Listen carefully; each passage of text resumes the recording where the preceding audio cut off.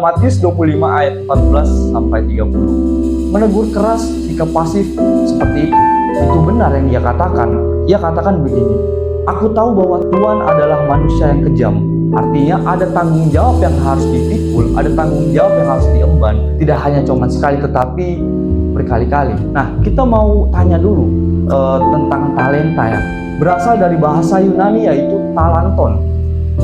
Talanton itu adalah satuan berat logam 30-36 kg emas dan perak.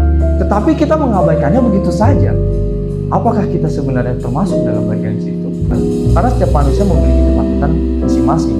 Poor mindset itu adalah miskin berpikir, kalau orang udah punya, kenapa lagi harus diberi? Kita juga harus setia dalam kasih, kita juga harus setia dalam pelayanan.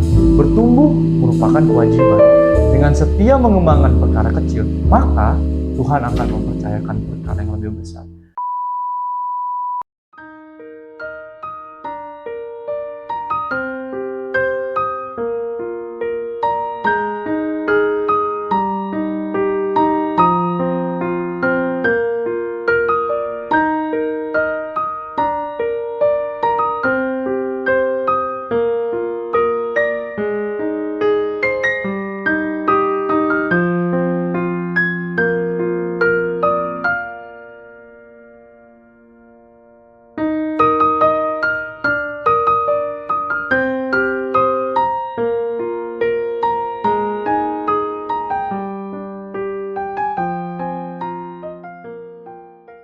Puji Tuhan. Haleluya. Kurang semangat sekali lagi. Puji Tuhan. Haleluya. Haleluya. Kita patut mengucap syukur. Hari ini Tuhan masih memberikan kesempatan kepada kita untuk berkumpul bersama-sama, untuk memuji, untuk bertemu dengan sesama saudara kita dan juga berkumpul kembali untuk memuliakan nama Tuhan.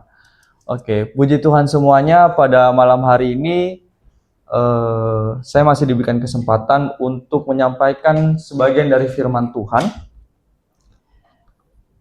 yang akan saya bawakan pada malam hari ini.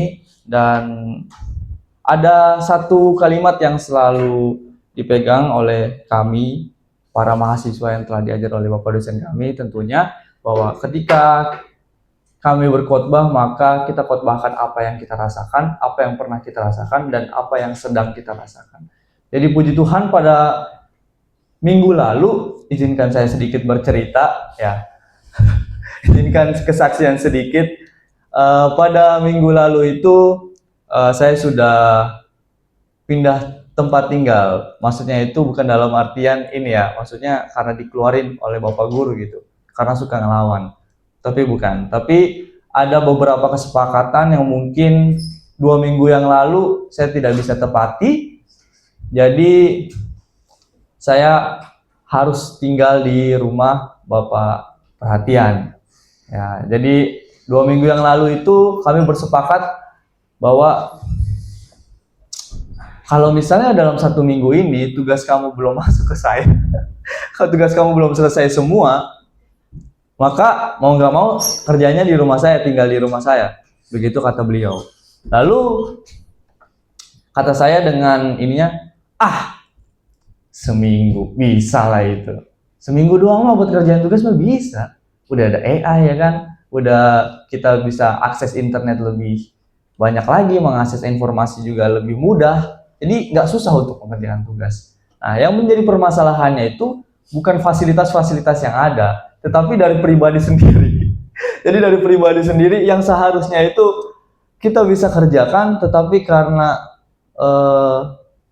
berleha-leha gitu kan, bentar lah scroll TikTok dulu, bentar lah main sosmed dulu, akhirnya tugasnya nggak kelar dan cuman berhasil 3.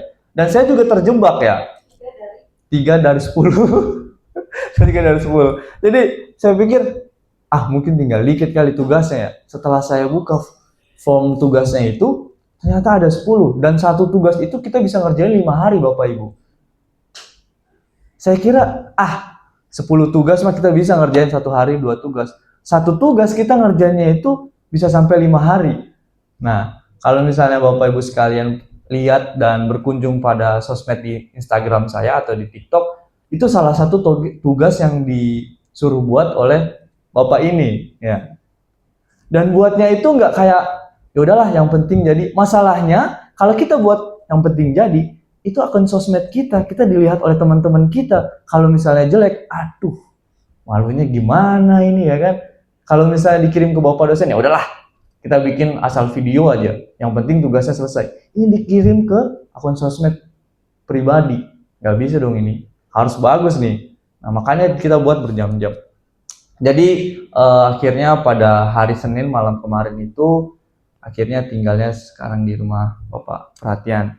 Ya, pertama saya kira tinggal di rumah beliau itu sangat gampang, kayak apa sih tinggal di rumah dosen mah biasa-biasa aja, kayak tinggal di rumah kita, paling kalau misalnya telat-telat bangun dikit mah ya dimaklumin lah, ya kan, kayak di rumah paling dimarah-marahin dikit ya kan. Kalau misalnya di rumah udah jam 8, udah jam berapa ini? Udah jam 8, udah siang. Ayam aja udah bangun, kamu belum bangun gitu. Nah, tapi di rumah beliau tuh nggak bisa. Kita udah dipaksa bangun itu jam paling minimal itu jam setengah 6 kita udah bangun. Yang tadi kebiasaan kita itu bangun jam 7, jam 8, ini dipaksa bangun jam setengah 6. Jadi kayak shock gitu kan. Ini bukan gue nih. Ini bukan saya gitu. Bukan saya. Nah, habis itu jam 7 pagi yang orang biasanya buat sarapan ya Bapak Ibu sekalian, Bapak ini ngajakin jalan. Jalannya itu bukan cuman keliling komplek, sekedar kayak keliling komplek dekat rumah. Enggak. Ini sampai depan klasternya. 4 kilo satu hari gitu. 4 kilo, bayang. Jadi ada beberapa hal yang membuat saya kayak, boleh nggak sih ini kita izin pulang satu hari gitu. Ya tapi karena itu saya juga belajar bahwa sebenarnya dari kedisiplinan itu diajarkan untuk disiplin dan juga belajar bagaimana memanajemen waktu. Sudah mulai bisa yang namanya memanajemen waktu segala macamnya. Yang biasanya saya juga tidur siang, kalau misalnya siang itu jam 2, di sini kalau di rumah beliau nggak bisa tidur siang. Kita udah rebahan dikit di kamar, langsung Din, oi, nggak boleh tidur siang katanya. Nah, karena itu tema pada malam hari ini yang saya ambil itu adalah bertumbuh adalah kewajiban. Nah, seperti yang kita ketahui bahwa bertumbuh ini adalah kita berkembang baik secara fisik, baik secara kemampuan kognitif kita, kemampuan pengetahuan kita, dan juga bagaimana kita bersosial dengan orang lain. Nah, terkadang kalau misalnya Bapak Ibu perhatikan bahwa belajar atau mungkin berkembang itu hanyalah dianggap sebagai sebuah hak. Pernah yang dikatakan bahwa sekolah ataupun pendidikan itu adalah hak segala bangsa, ya kan? Tetapi kalau menurut pandangan saya dan juga telah kita telaah nanti bersama-sama bahwa bertumbuh dan berkembang itu bukan hanya hak. Jadi bukan ketika itu menjadi hak maka adalah pilihan. Nah, kita mau milih berkembang apa enggak? Tetapi bagaimana pandangan Alkitab dan bagaimana pandangan Tuhan dalam bertumbuh itu adalah kewajiban. Seperti yang kita ketahui bahwa ya udahlah, toh Tuhan juga ngerti gitu kan. Saya udah dibaptis, saya sering ke gereja, buat apa lagi kita belajar firman Tuhan? Buat apa lagi kita membaca Alkitab, untuk apa lagi kita belajar tentang firman Tuhan dan segala macamnya. Tidak mau berkembang, tetapi melakukan rutinitas yang biasa telah dilakukan. Yang penting melakukannya dengan formalitas saja. Yang penting kalau misalnya itu adalah hak, kita bisa memilih untuk berkembang, memilih untuk bertumbuh, atau kita memilih ya udahlah segini aja tuh juga sama-sama selamat. Bagaimana pandangan Tuhan tentang bertumbuh? Apakah itu hanya hak? Apakah itu kewajiban?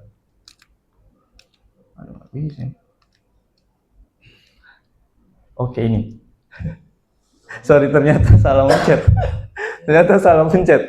Oke, jadi nats khotbah pada malam hari ini itu adalah Matius 25 ayat 14 sampai 30. Kita akan masuk ke dalam pendahuluannya dulu. Ya, seperti yang saya katakan tadi bahwa orang Kristen, dan bukan hanya orang Kristen saja, banyak memilih bahwa ketika kita mau berkembang dan belajar, itu hanya sebuah pilihan. Ya udah, kalau misalnya kita pengen pintar, ya kita memilih untuk belajar. Tetapi kepintaran itu bukan menjadi sebuah seharusnya. Ketika kita berkembang menjadi lebih pintar, ketika kita berkembang bertumbuh menjadi lebih baik, itu bukan menjadi sebuah keharusan, tetapi pilihan. Ya udahlah, karena saya ini hidup di sekuler, saya nggak harus jadi lebih baik. Ketika saya hidup di luar rohani, maka saya nggak harus jadi lebih baik. Itu adalah pilihan. Tetapi mari kita lihat bahwa banyak orang Kristen hidup dengan anggapan bahwa tidak bertumbuh itu bukan masalah besar. Seperti yang saya bilang tadi, itu bukan masalah besar. Mereka menganggap sepele dan mengabaikan. Mengimprove diri, mengembangkan diri, itu bukan menjadi sebuah keharusan.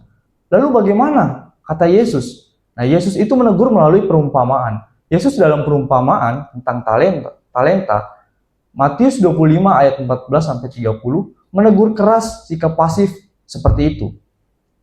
Dan bagaimana dengan perumpamaan itu? Mari kita buka kitab kita. Kita tidak usah baca ayat 14-30, tetapi kita akan baca dari ayat 23-26. Mari kita buka kitabnya Bapak Ibu sekalian. Nanti saya akan bacakan ayat 23 yang ganjil dan Bapak Ibu yang genap 24 dengan 26.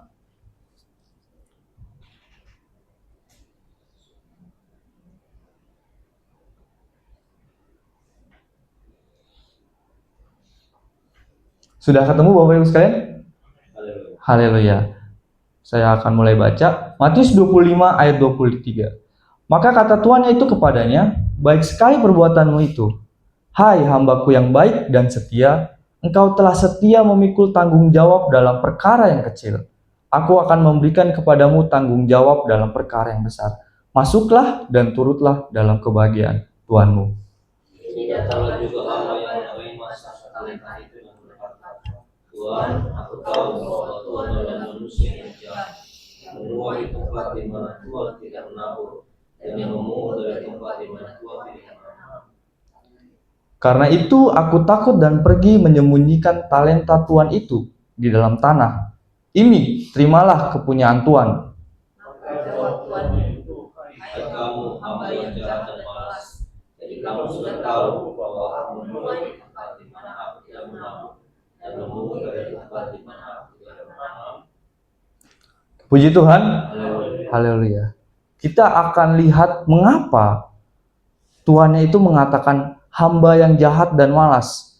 Bukankah yang dikatakan oleh si hamba yang tidak mengembangkan talentanya itu dibandingkan dengan hamba lainnya, itu benar yang dia katakan. Ia katakan begini, aku tahu bahwa Tuhan adalah manusia yang kejam, yang menuai tempat di mana Tuhan tidak menabur dan yang memungut dari tempat di mana Tuhan tidak menanam. Artinya, kalau misalnya kita sederhanakan dalam pembicaraan kita sehari-hari bahwa Tuhan itu cuma nitip hartanya doang, lalu Tuhan pengen ngambil lebih dari apa yang Tuhan percayakan, Tuhan titip kepada saya, cuman mau ambil labanya doang. Nah, sementara kalau misalnya kita lihat pada ayat 14, itu dikatakan mempercayakan hartanya kepada mereka. Kata mempercayakan ini ya. Nah, kita akan lanjut bagaimana mempercayakan ini bisa dikatakan untuk mengembangkan. Oke, kita lanjut. Kita sebelum lanjut kepada hal tersebut, kita akan bahas dulu tentang konteks perikop ini. Ya, dalam konteks perikop ini yang berjudul tentang perumpamaan tentang talenta, ini itu disampaikan Yesus menjelang penyalibannya. Kalau misal Bapak Ibu perhatikan pada ayat 1 sampai dengan 13, ayat sebelumnya, itu memberitakan tentang apa yang harus dilakukan manusia ketika menyambut kedatangan Yesus yang kedua kali. Lalu inilah selanjutnya tentang perumpamaan tentang talenta. Oke, yang kedua itu menjelaskan perumpamaan hamba yang baik dan yang jahat. Nah, seperti yang kita telah baca tadi, ada hamba yang baik dan juga hamba yang jahat. Oke. Lalu yang ketiga itu mengajarkan tanggung jawab. Kenapa bisa mengajarkan tanggung jawab? Karena di situ tuannya dalam perumpamaan mempercayakan seluruh hartanya. Artinya ada tanggung jawab yang harus dipikul, ada tanggung jawab yang harus diemban yang dilaksanakan oleh hambanya untuk melaksanakan harta tersebut, untuk bisa mengembangkan harta tersebut. Lalu selanjutnya ada fokusnya adalah tentang kesetiaan dan mengembangkan kepercayaan yang diberikan. Seperti yang saya bilang tadi adalah kepercayaan yang diberikan. Jadi kepercayaan ini sudah ditekankan beberapa kali pada perikop ini. Tidak hanya cuma sekali tetapi berkali-kali. Nah, kenapa bisa kesetiaan? Nah, kalau misalnya kita baca kembali dan tinjau ulang bahwa tuannya itu sedang pergi ke luar negeri, nah, dan tidak diberitahu kapan tuannya itu akan pulang. Nah, karena itu dibicarakan tentang kesetiaan. Apa yang hambanya lakukan terhadap harta yang telah dipercaya. Kesetiaan hambanya itu dibuktikan di akhir ketika tuannya datang. Lalu ada 3 concern di sini, ada 3. Yang pertama itu tuannya. Lalu yang kedua hamba yang mendapatkan talenta 5 talenta, 2 talenta, dan 1 talenta yang dikatakan hamba yang jahat. Nah, kita mau tanya dulu, kalau misalnya dalam keseharian kita, dan kita pasti pernah mendengar dan sering mendengar Matius 25 ayat 15 itu tentang talenta ya. Nah, kalau misalnya kita sering membicarakan dan sering membaca renungan yang sering kita baca setiap hari, maka talenta itu biasanya itu dikaitkan dengan bakat, dengan skill, dan juga kemampuan. Nah, lalu bagaimana makna asli, makna talenta dalam Alkitab ini? Oke, talenta di Alkitab, terutama pada Matius 25, berasal dari bahasa Yunani yaitu talanton. Talanton itu adalah satuan berat logam 30-36 kg emas dan perak. Nah, bisa kita artikan bahwa talanton itu sebenarnya uang atau mungkin satuan uang ya, satuan uang yang hasilnya itu berjumlah 34 sampai 36 kg emas. Bayangkan saja 1 kg emas itu berapa? Ini sampai 34 kg emas. Itu cukup banyak ya. Jadi 1 talenta itu, meskipun di sini dibilang 1 talenta, itu jumlahnya tidak sedikit. Jumlahnya itu sangat banyak. Bahkan dari beberapa artikel yang saya baca, 1 talanton itu berjumlah 6.000 dinar. 6.000 dinar itu mata uang pada saat zaman itu. Jadi 1 dinarnya itu merupakan 1 hari upah pekerja pada zaman itu. Bayangkan kalau misalnya kita lihat pada kehidupan zaman kita bisa katakanlah 1 hari kerja kita itu berapa? 50.000, katakan seperti itu. 50.000 dikali dengan 6.000. Udah sangat banyak dan sangat banyak sekali. Dan itu bisa digunakan untuk berkembang lagi. Nah, kalau misalnya kita melihat pada padanan katanya, dan padanan kata talanton ini, artinya kan satuan uang. Sementara kalau misalnya di Alkitab, itu talenta. Ada perbedaan di sini. Kenapa bisa jadi talenta? Ini yang menjadi pertanyaan, kenapa bisa jadi talenta? Kenapa enggak talanton aja? Ya kan? Kalau dalam bahasa asli kan talanton. Kenapa enggak talanton aja? Ternyata Bapak Ibu sekalian, talanton itu bergeser menjadi talenta karena perkembangan bahasa. Yang tadinya satuan uang, yang dari Latin ke Inggris talent, dan Indonesia menjadi talenta. Dan talenta dalam bahasa Indonesianya itu adalah skill, kemampuan, dan juga bakat. Nah, kita bertanya gitu, apa hubungannya talenta ini dalam konteks kerajaan surga? Karena di ayat 14 dikatakan, sebab hal kerajaan surga sama seperti seorang yang mau berpergian ke luar negeri. Artinya, ini mengenai tentang kerajaan surga. Apa hubungannya perumpamaan talenta ini dengan kerajaan surga? Inilah yang menjadi pertanyaan. Mari kita bahas. Korelasi perumpamaan di ayat 14 dikatakan mempercayakan hartanya kepada mereka. Ya, seperti yang kita telah ketahui tadi bahwa hartanya yang diberikan itu berupa talenta ya. Talenta itu jumlah satuan uang yang cukup banyak.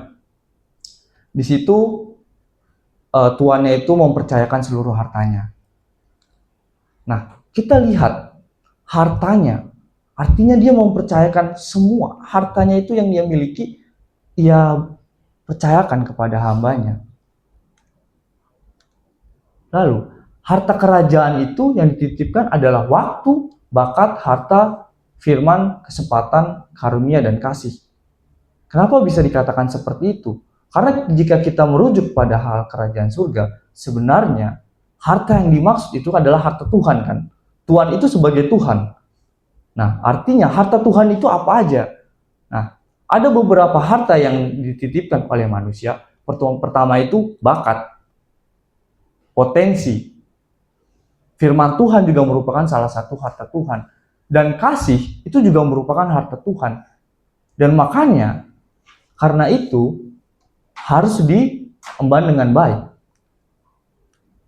Nah, berdasarkan perumpamaan tersebut, maka semua harta yang dimiliki manusia adalah titipan Tuhan. Kalau kita melihat dari perumpamaan ini, semua harta yang dimiliki oleh hamba-hambanya, itu bukan harta dia. Meskipun kekayaannya itu sampai 5 talenta yang bertambah menjadi 10 talenta. Ya kan? Jadi 10 talenta, yang 2 menjadi 4 talenta. Itu bukan punya dia, tetapi titipan Tuhan. Nah, pertanyaannya mempercayakan. Seperti yang saya bilang tadi, kenapa harus dipercayakan gitu? Kenapa tadi si hambanya itu dikatakan jahat, ya kan? Padahal dia hanya menyimpan satu. Misalnya nih, saya kasih uang sama Ras gitu. Ras, tolong dong. Nih, gue percayain uang aku ke Ras 50.000 contohnya, 50.000. Saya percayakan. Nah, terus ketika kita datang kembali dan kita meminta kembali uang tersebut untuk dikembalikan, si Ras mengembalikan uang yang sama, jumlah uang yang sama. Tetapi kenapa bisa dikatakan jahat? Mempercayakan itu bukan hanya sekedar kita menitipkan, tetapi percaya kepada orang ini bisa membuat harta ini menjadi lebih banyak, lebih berkembang. Ketika Ras mempercayakan tugasnya atau mungkin mempercayakan tentang barangnya kepada temannya, pasti bukan hanya dititip seperti itu aja kan, tetapi harus dirawat, harus dijaga, apalagi kalau misalnya kan tentang hewan peliharaan, harus dikasih makan, bagaimana bisa tumbuh dewasa, bagaimana bisa tumbuh lebih lagi. Nah, disitulah kenapa dikatakan dengan jahat. Itulah kenapa tuannya itu mengatakan hambanya itu jahat. Dia tidak mengemban tanggung jawab itu dengan baik. Ketika seseorang diberi kepercayaan, maka harus diberikan tanggung jawab yang baik juga. Nah, dalam KBBI, mempercayakan itu berarti mengamanatkan, mengandalkan, dan mendelegasikan sesuatu kepada orang lain. Seperti yang saya bilang tadi, artinya lebih dari kata titip. Saya titip bentar, lebih. Ada amanat di situ yang harus dijaga. Nah, artinya Bapak Ibu, dikarenakan Tuhan sudah mempercayakan hartanya, atau waktu, bakat, harta, kemampuan kita yang telah diberikan oleh Tuhan, maka kita harus mengembangkan harta Tuhan merupakan kewajiban yang harus dilaksanakan. Artinya, kalau kita melihat pada ayat 14 ini, Tuhan sudah mempercayakan segala hartanya kepada kita. Tetapi kita mengabaikannya begitu saja. Jika kita melihat pada ayat yang telah kita baca tadi, pada ayat 26, hai kamu hamba yang jahat dan malas. Apakah kita sebenarnya termasuk dalam bagian situ? Mungkin ini menjadi bahan refleksi. Jadi hal yang harus direfleksikan dalam kehidupan kita masing-masing. Apakah kita sudah mengembangkan harta Tuhan tersebut? Artinya ketika Tuhan sudah mempercayakan, Tuhan itu percaya sama kita, kita bisa berkembang. Tuhan itu percaya bahwa kita itu bisa lebih mengimprove lagi, mengembangkan lagi harta yang telah dipercayakan itu. Makanya karena itu, bertumbuh dan berkembang adalah kewajiban. Karena itu merupakan kepercayaan yang telah Tuhan berikan kepada kita. Kita lanjut. Nah, Mengapa talenta itu diberikan berbeda-beda? Nah, jika kita melihat rasanya tidak adil sekali. Jika ada hamba yang diberikan 5 talenta, ada hamba yang diberikan 2 talenta, dan hamba yang diberikan 1 talenta. Jika kita melihat bahwa Tuhannya ini nggak adil, kenapa harus beda? Kenapa nggak kayak kita jumlahkan menjadi 8 ya? Kenapa nggak kayak 3-3 gitu? Kenapa nggak ngasihnya lebih lagi itu? Kenapa nggak 5-5-5? Nah, pertanyaannya di situ. Nah, dalam ayat 15 dikatakan semuanya diberikan menurut kesanggupannya. Yang artinya Tuhan memberi setiap orang tanggung jawab dan titipan sesuai dengan kapasitas dan kemampuan. Terkadang manusia itu tidak sadar diri. Kenapa saya bilang hal seperti itu? Dia menginginkan hal yang lebih, tetapi tidak mau melakukan dan juga mengemban tanggung jawabnya. Nah, contohlah dalam kehidupan kita. Wah, enak ya, Pak Gembala itu mobilnya 2, ya kan? Enak ya Pak Gembala itu rumahnya gede, gitu. Enak ya. Nah, tapi kalau misalnya Bapak Ibu sekalian tahu, Tuhan memberikan itu karena kesanggupan dan juga kapasitasnya. Bayangin aja, waktu saya masih nginep di sini, waktu nganter-nganter Devan itu, Pak Gembala itu bangun lebih pagi dari saya. Nah, saya yang nggak punya apa-apa. Beliau sudah bangun lebih pagi dari saya. Dia udah berangkat kerja. Udah jam 5 pagi berangkat kerja dan baru pulang sampai sore. Apakah kita bisa melakukan hal tersebut? Artinya Tuhan sudah memberikan hal-hal tersebut sesuai dengan kesanggupan kita. Nah, banyak orang yang iri. Wah, itu paling itu korupsinya itu. Dapat kayaknya gitu. Karena dia iri. Irinya karena apa? Dia nggak bisa mendapatkan hal itu. Dan Tuhan tahu. Karena kapasitas dia segitu. Dia tidak meningkatkan kapasitasnya lagi. Nah, seperti uang. Wah, enak ya. Orang lain teman kita gajinya lebih gede gitu. Enak ya. Nah, kalau misal teman-teman hanya melihat hasilnya tetapi tidak melihat dari hasil atau proses kerjanya, mungkin berpikir mendingan saya nggak usah kerja deh. Nah, hanya melihat dari hasil tersebut. Lalu pekerjaan. Wah, enak ya kerjanya jadi guru. Kemarin sempat bercerita dengan Pak Pendeta Perhatian. Ada orang yang mengatakan beliau bercerita. Ada orang yang mengatakan enak ya jadi guru, kerjanya cuman ngomong, cuman ngajar gitu kan. Enak ya. Habis itu paling nyiapin materi segala macamnya. Habis itu gajinya gede kan. Apalagi di BINUS. Wah. Tapi kalau misalnya Bapak Ibu sekalian tahu, jam kerjanya beliau ini berapa? Dari jam 8, beliau mengatakan dari jam 8 sampai jam 4. Dan itu bisa lembur lagi sampai jam 10. Nah, enaknya itu cuma dilihatin dari hasil. Orang itu iri karena hasil, tapi nggak melihat apa yang telah dilakukan oleh orang tersebut. Nah, lalu mobil. Nah, seperti yang saya bilang tadi, kerennya dia. Mobilnya sport. Gitu. Kerennya artis-artis itu, mobilnya sport. Ya, terkecuali kalau misalnya melakukan hal-hal yang di luar Tuhan, contohnya seperti korupsi dan segala macamnya. Itu mah enak-enak juga itu. Tapi itu di luar perintah Tuhan. Ya, kalau misalnya kita mau melihat bahwa dalam kehidupan sehari-hari kita, contoh, ada orang atau mungkin tukang sapu gitu. Nah, tukang sapu dengan seseorang yang sedang kuliah, contohnya. Saya kasih kamu 100.000, orang ini ngomong kepada tukang sapu ini, saya kasih kamu 100.000, kamu lebih milih menyapu halaman, atau mungkin kamu belajar skill, tetapi hasilnya itu nanti. Mungkin 1 tahun kemudian kamu baru dapat. Pasti tukang sapu itu bilang, ya tentu aja dong, hari itu dapat juga, dapat untungnya. Nah, artinya dia nggak mau belajar. Dia juga mungkin mengatakan, buat apa juga belajar, hari itu juga dapat duit. Ya kan? Sementara yang satunya, udahlah kita belajar dulu, nggak apa-apa pelan-pelan, nanti di akhir baru kita mendapatkan hasilnya. Artinya ada 2 perbedaan orang di situ.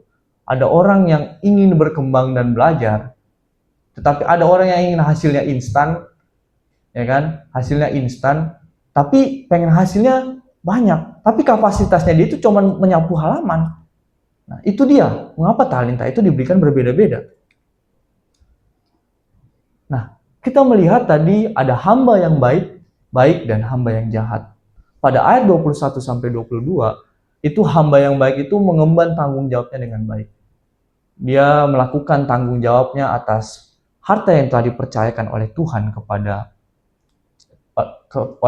kepada hambanya, dan sampai melipat 2 kali lipat. Dari tadi 5 talenta menjadi 10 talenta. Dan hamba yang memiliki 2 talenta menjadi 4 talenta. Jadi terdapat untung. Nah, sementara hamba yang jahat ini itu tidak mengemban tanggung jawabnya dengan baik. Alasannya apa? Ketika tuannya itu datang, dia mengatakan, saya takut. Alasannya itu takut. Makanya mengubur talenta itu di dalam tanah. Nah, bahkan kalau misalnya teman-teman perhatikan dan Bapak Ibu sekalian perhatikan, dia sebenarnya ingin memanipulasi. Mari kita baca ya. Baca ulang di 24. Kini datanglah juga hamba yang menerima 1 talenta itu dan berkata, Tuan, aku tahu bahwa Tuhan adalah manusia yang kejam. Tuannya dikatain kejam, padahal sudah dipercayakan seluruh hartanya. Kita sudah tahu ya tadi jumlah 1 talenta itu berapa banyak. Tapi dia berani mengatakan 1 talenta itu, tuannya itu kejam. Dan kalau bahasa kasarnya dalam ayat ini dikatakan, cuman tahu nagih doang. Tuan tuh cuman tahu nagih doang. Cuman tahu nitip terus nagih uangnya yang lebih, dapat bunga. Artinya sebenarnya dia itu sedang membela dirinya dan membuat seorang orang lain itu merasa menjadi korban. Nah, disitulah dia mau mencoba memanipulasi orang lain. Nah, mengapa orang lain itu atau orang-orang tidak bertumbuh? Mengapa tidak mau bertumbuh? Ada beberapa alasannya. Di sini saya menulis jadi beberapa bagian. Yang pertama itu takut. Ya, seperti yang dalam perikop ini dikatakan bahwa hambanya itu takut dan mengubur talentanya itu dalam tanah. Ketakutan yang terlalu berlebihan. Nah, ini berhubungan juga dengan overthinking yang khotbah Bapak perhatian kemarin. Berpikir secara berlebihan sehingga menghasilkan yang namanya ketakutan. Takut itu pada dasarnya adalah wajar. Karena setiap manusia memiliki ketakutan masing-masing. Nah, tetapi ketika takut itu kita terlalu berpikir bahwa jadi jatuhnya itu seperti yang Bapak perhatian bilang pure mindset, ya kan? Jadi otaknya itu pure, sorry. Ya, salah dikit nggak apa-apa lah ya. Oke, jadi pure mindset itu adalah miskin berpikir, ya, miskin berpikir.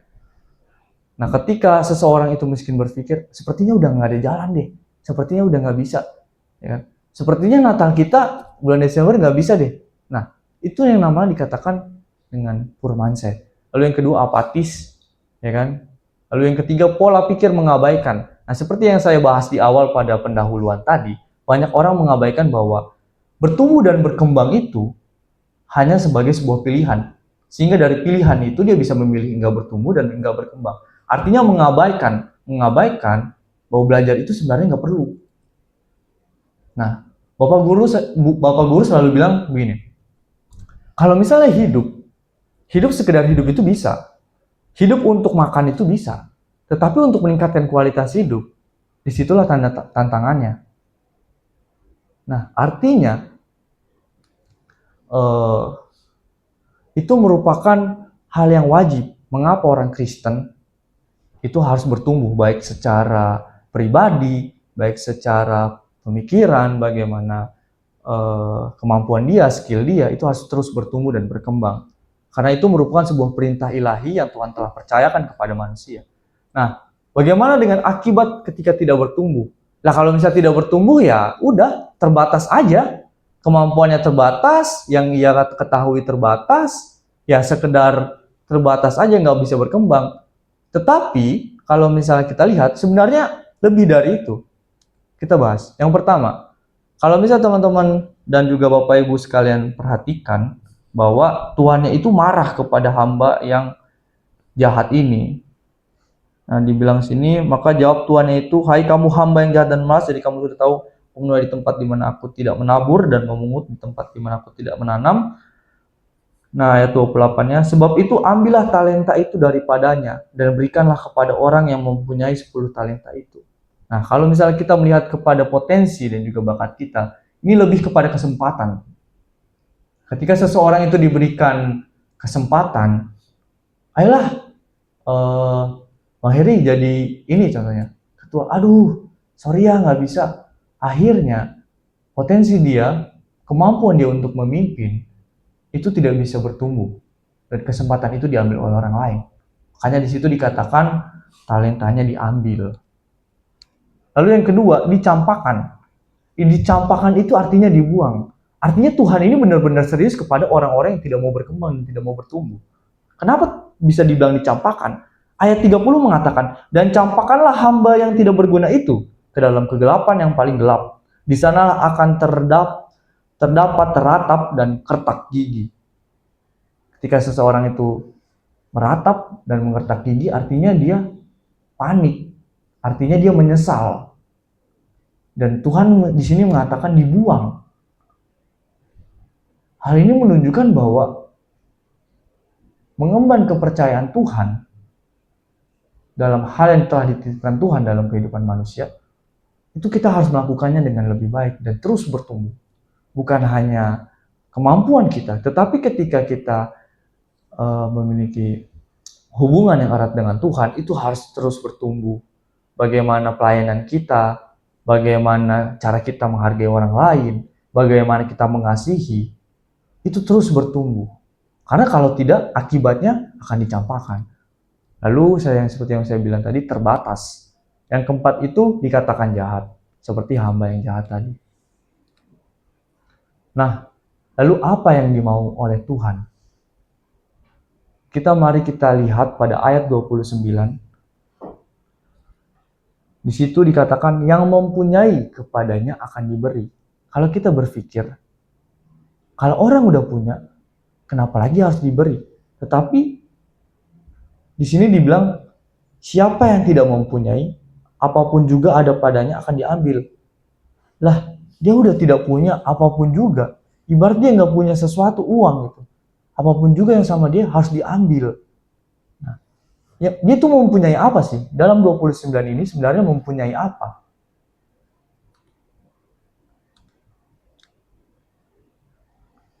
Dalam perikop ini dikatakan tentang talenta dan kesetiaan. Nah, hamba-hambanya itu mengemban tanggung jawabnya dengan baik. Dan ke hamba yang tidak setia tadi, yang jahat dan malas tadi, tidak mengembangkan talentanya. Sehingga tidak ada kesetiaan. Bagaimana seseorang bisa dikatakan baik ketika hal sesuatu dipercayakan tetapi tidak dilakukannya dengan setia? Karena itu Tuhannya ini memuji. Tuhannya itu memuji kepada hamba yang bertalenta 2 tadi.